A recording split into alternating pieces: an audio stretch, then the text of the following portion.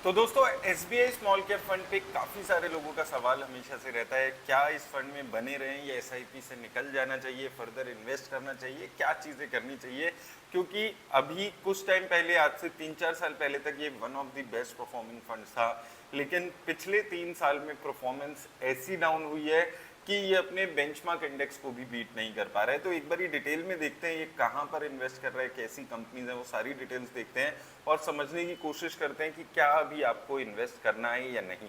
तो देखिए, सबसे पहले हम फंड्स के बेसिक पे बात करें, 40,000 करोड़ का एसेट अंडर मैनेजमेंट हो चुका है। लगभग यहाँ पर आप देखेंगे 13-14 साल पुराना फंड है, तो काफ़ी पुराना फंड ये है। फाइनेंशियल, ऑटोमोबाइल, कैपिटल गुड्स और केमिकल सेक्टर में मेजरली पैसा लगा रहा है, जिसमें लगभग सारा पैसा स्मॉल कैप कंपनीज में और कुछ 6-7% पैसा ये लार्ज कैप और मिड कैप कंपनीज में लगा रहे हैं। तो रिस्क थोड़ा सा ज़्यादा लेकर चल रहा है, ये बहुत ज़्यादा अपना प्रोटेक्शन करने के लिए नहीं पैसा लगा रहा है। वहीं अगर हम ओवरऑल पोर्टफोलियो के ओवरव्यू करें तो यहाँ पर 68 कंपनीज हैं ओवरऑल पोर्टफोलियो में, जिसमें से टॉप 10 में स्टॉक्स में 27% पैसा है। तो यहाँ पर अगर आप कंपनीज की बात करें तो देखिए, थोड़ी सी अभी रिस्की कंपनीज इसने अपने पोर्टफोलियो में ऐड की है। एथर एनर्जी जिसमें आ जाता है, उसके अलावा Navin fluorine, Honeywell automation, Citibank जैसी कंपनीज यहाँ पर आपको नजर आएंगी।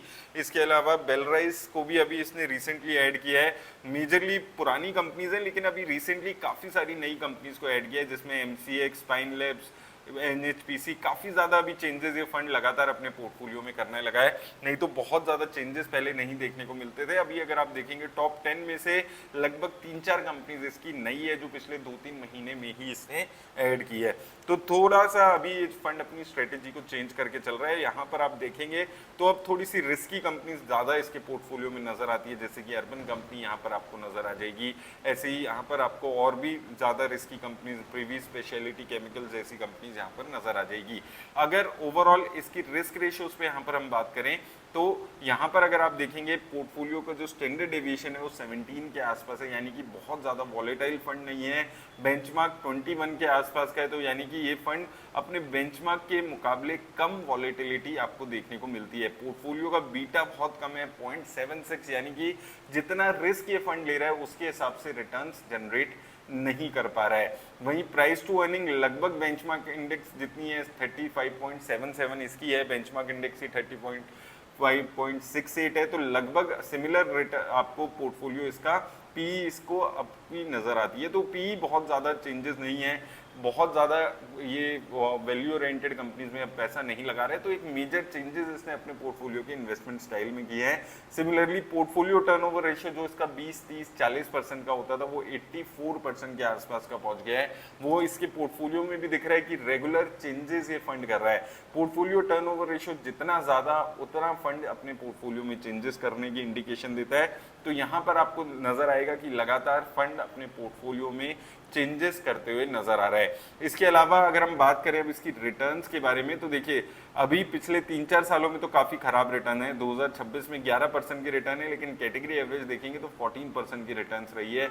2025 में नेगेटिव रिटर्न्स थी, 2024 में 25% रिटर्न थी, लेकिन कैटेगरी एवरेज से यहाँ पर भी कम थी। 2023 में भी अपनी कैटेगरी एवरेज के हिसाब से ये one of the worst performing fund था। इससे पहले अगर आप देखिए 2017, 18, 19, 20 यहाँ पर ये फंड बहुत अच्छा परफॉर्म कर रहा था। 21 में थोड़ी सी खराबी आई थी, लेकिन 22 में फिर से इसने कमबैक किया था। लेकिन पिछले 3-3.5 सालों में लगातार अंडर परफॉर्मेंस है और वो इसकी ओवरऑल परफॉर्मेंस में भी नजर आएगी। आप अगर देखेंगे 5 साल में भी ये fund one of the worst performing fund है। इवन 7 साल, 3 साल, 2 साल, 1 साल, ये सारे फेजेस में ये fund one of the worst performing funds में से एक फंड अभी बनते हुए नजर आ रहा है। लमसम की बात करें तो अगर एसआईपी में बात करें तो देखिए, अगर आप इस फंड में एसआईपी कर रहे हैं तो लगभग आपने 5 साल में सिर्फ 12% की एनुअलाइज्ड रिटर्न कमाई होगी। तो 5 सालों में 12% की रिटर्न है, लगभग निफ्टी इंडेक्स जैसी रिटर्न है। वो स्मॉल कैप फंड की जो एक्स्ट्रा रिटर्न होनी चाहिए वो इस फंड में अभी बिल्कुल भी नजर नहीं आ रही है। 3 साल और 2 साल में तो और भी ज्यादा बुरा हाल है।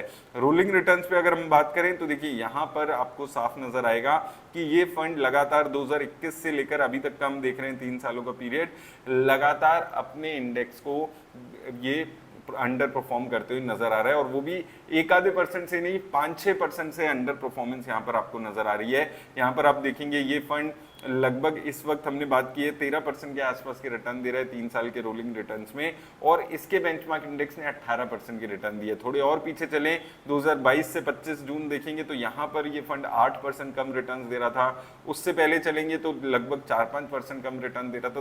2021 से 24 का फेज है, इसमें लगातार ये फंड खराब परफॉर्मेंस दे रहा है। वहीं अगर हम थोड़ा सा और पीछे चलते हैं, यहाँ पर 2018 की तरफ भी चलते हैं, तो वहां पर इस फंड तब उस टाइम पे काफी अच्छी परफॉर्मेंस थी। यहाँ पर आप देखेंगे 2018 से 21 ये फंड अपने बेंचमार्क इंडेक्स से लगभग 10% ज्यादा रिटर्न्स दे रहा था, लगातार आउट परफॉर्म कर रहा था ये अपने बेंचमार्क इंडेक्स को, लगातार ये फंड अच्छी रिटर्न्स दे रहा था। लेकिन पिछले कुछ टाइम में ये फंड लगातार अंडर परफॉर्म करते हुए यहाँ पर नजर आ रहा है। तो देखिए यहाँ पर फंड 40,000 करोड़ की एसेट अंडर मैनेजमेंट का फंड हो चुका है, पहला रीजन ये है।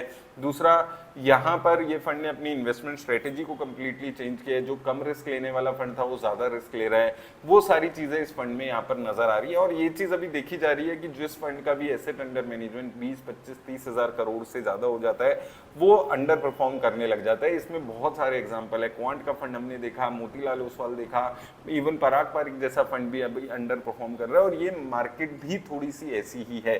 तो आपको थोड़ा सा अपने इन्वेस्टमेंट स्ट्रेटेजी को चेंज करना होगा। अगर आप इस फंड में इन्वेस्ट कर रहे हैं, थोड़ा सा संभल के इन्वेस्ट करना होगा।